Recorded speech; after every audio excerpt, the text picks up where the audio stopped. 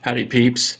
Today, we're going to talk about how LDS singles set themselves up for failure or success by the story that they tell themselves. Join the Journey Radio starts right now.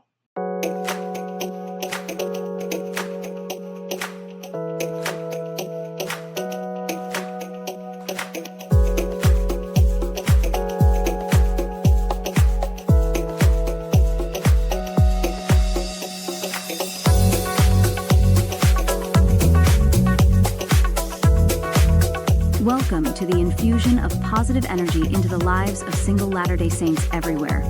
This is Joy in the Journey Radio. And welcome back, peeps, to another wonderful, splendiferous, joyous episode of Join the Journey Radio. I am Lance, your host for Join the Journey Radio, and this is episode number 397. Tell a New Story. If you're viewing the program live today, please join the chat. Tell us where you're from. If you're viewing the program at a later time, then leave a comment down below. Let us know where you're from because that will help us with the algorithms. So, thinking about the program today and what to talk about, I felt like this would be something to really go into. And I want to start by going back almost a decade to an experience that I had with a student that I was helping at the time. I remember helping a student review a recent math exam. And, as she focused on her grade of 48%, she told me how much of a failure she was. Oh, no, you're not. Yeah, I immediately contradicted her. Oh, no, you're not a failure. All this grade shows is that your approach didn't work. Now, let's help you find a new one. So we talked about her learning preferences, and all the while I was interjecting cautions to watch her self-talk. I was talking to her about the story that she was telling herself. If you want to change your course in life, I said, then change your story. The story you've been telling yourself that you're a failure because you keep finding something hard to do is actually holding you back from success. If you keep telling yourself that something's hard, then it'll never be easy because you're training your mind to think of that something only as being hard. But all having a hard time doing something means is that you have not yet mastered the skill behind whatever you're doing. Once you pay the price of practice and master the skill, then what you are trying to do will be easy. This is the story you need to tell yourself. Tell yourself you haven't learned it yet, and then focus on that yet. Tell yourself it's possible to learn how to do this and act on that belief by continuing to try. With a willingness to believe that a different life experience was possible, we then analyzed exam questions that she missed. And I quickly recognized something fantastic. I said, you're making the same type of mistake over and over again. And that's great. That's fantastic. Because by changing just one habit, you can correct all these, errors that are just repetitions of itself over and over again. And you'll get huge gains in improvement just by changing one habit. So we discussed some practical steps that she could take to do that. And she ended up leaving our conversation more hopeful and eager to embrace a brighter future.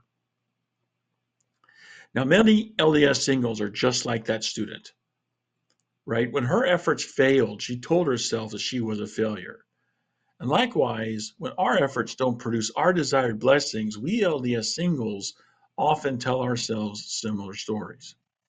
For example, experiencing a setback in dating is extremely common. I mean, if you have a setback in dating, that means you're normal because almost everybody has them, right? And yet, how quickly many of us rush toward negative thinking after experiencing such a setback.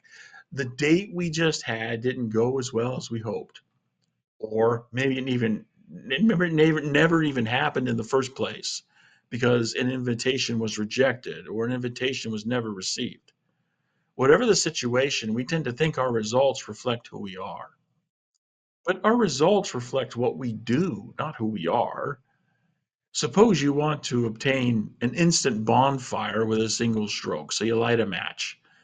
No matter who you are, you're always going to get a small flame and never a bonfire when you strike a match. So, if you're trying to obtain an instant bonfire with a single stroke, you could evaluate your results here as a failure. Even say your results indicate that you are a failure. And indeed, many singles end up here. They make some minimal effort, and then when their effort doesn't produce the grand design they wanted to realize, they revert to negative thinking. See, they proclaim, here is evidence that I am a failure. Step back for a moment.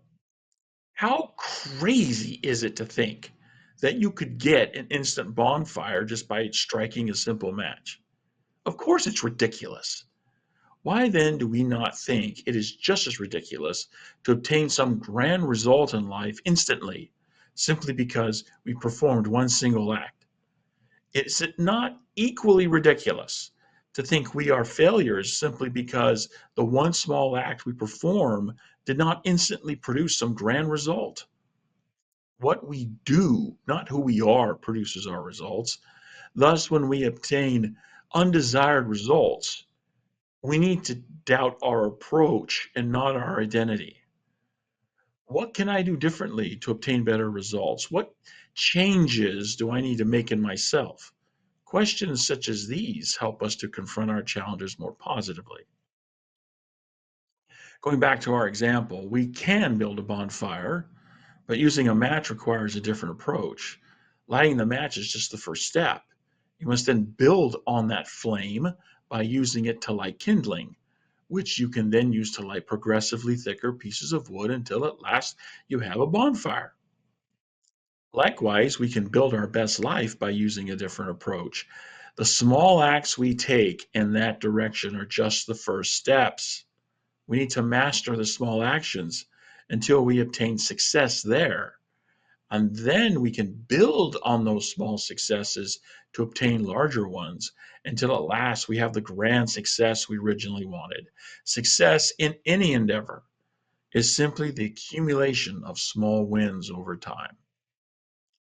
What determines whether we take that more effective approach or a less effective one is the story we tell ourselves.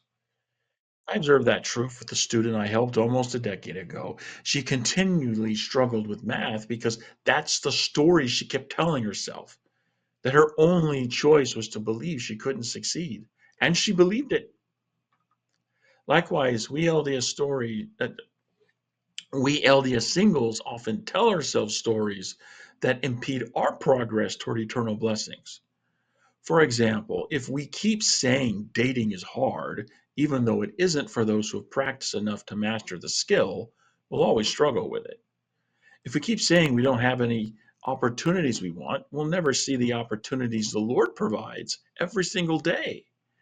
If we keep saying that we can never have the righteous blessings we desire because we simply don't have whatever worldly quality we think is necessary, then we'll always stay imprisoned behind the bars we ourselves have constructed.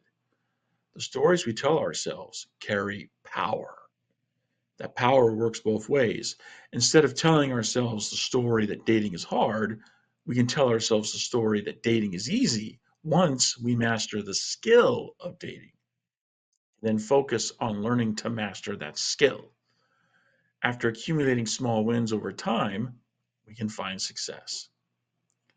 Instead of telling ourselves that we don't have the opportunities we want, we can tell ourselves the story that the Lord provides the opportunities we need. By looking with gratitude for those opportunities, the Lord can then lead us along on a journey that brings us to the opportunities we want, often by paths and means that we did not previously consider or even envision.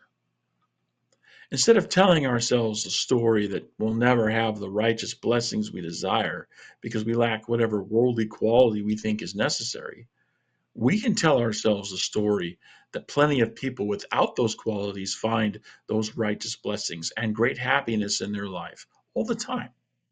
That story makes it easier for us to examine our own approach towards obtaining the righteous blessings we desire and to let go of those aspects which aren't really essential or helpful. The story we tell ourselves holds the power to build us up or to tear us down. What makes all the difference is what we choose. If we want to leverage the power for good to our advantage, we need to choose to feature the word yet in our stories. Including yet in our stories helps us to focus on possibility. And as we've shared countless times on this program, focus determines our reality. By focusing on possibility, we produce a reality of possibility filled with encouragement and hope. We tell ourselves stories that bend our belief towards the hope that our tomorrow really can be different than our yesterday. That's an important change to make in ourselves so that our approach yields better results. For instance, I haven't succeeded in dating yet is much more energizing than the demoralizing I've never succeeded in dating. We turn stories of our failure into habits by telling them over and over. Because we're biologically hardwired to follow habits, we then keep focusing on our failures. And this pattern leads us to more repeated failure. Less effective habits keep us standing in our own way of achieving the eternal blessings we desire. But it doesn't have to be that way. We have agency. We can reinforce more effective habits by telling ourselves more effective stories. We can step out of our own way by replacing less effective habits with more effective ones that will bring us more joy in our moral journey. Instead of habitually thinking our results reflect our identity, we can habitually think our results reflect our approach. We can habitually question what changes we need to make in ourselves. We can also habitually tell ourselves more positive stories, ones that empower us to believe in possibility and move forward with energy and optimism. I started this program, or rather this episode of the program, by telling you about a student that I helped some years ago. A few days after I helped that student, I happened upon her, and I noticed her entire demeanor was much improved. I asked if she'd implemented any of my suggested changes in her approach.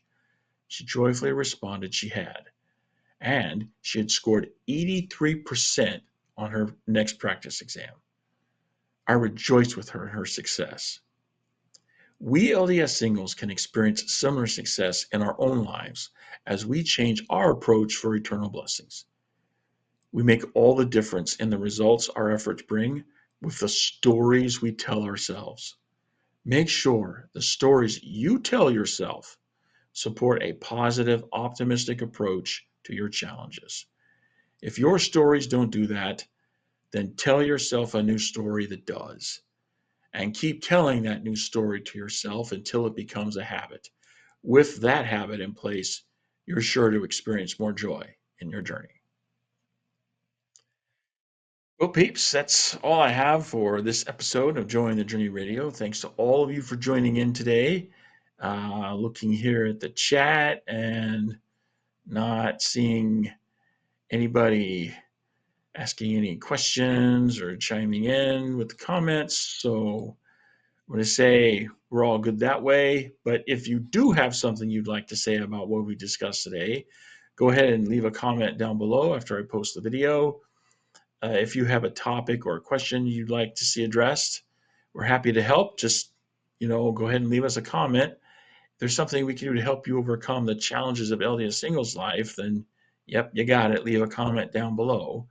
Now, if you don't want the world to see what it is you have to say, you can, send us a message with just our eyes looking on it by going to our website, jointhejourneyradio.com, and there on the contact page, send us a message with the form you find there. As always, don't forget to like, subscribe, and share our content you find helpful so the algorithms can get more of our content out to help other LDS singles. And until next time, this is your host reminding you that there is joy to be had all along our journey. So take that joy and journey on.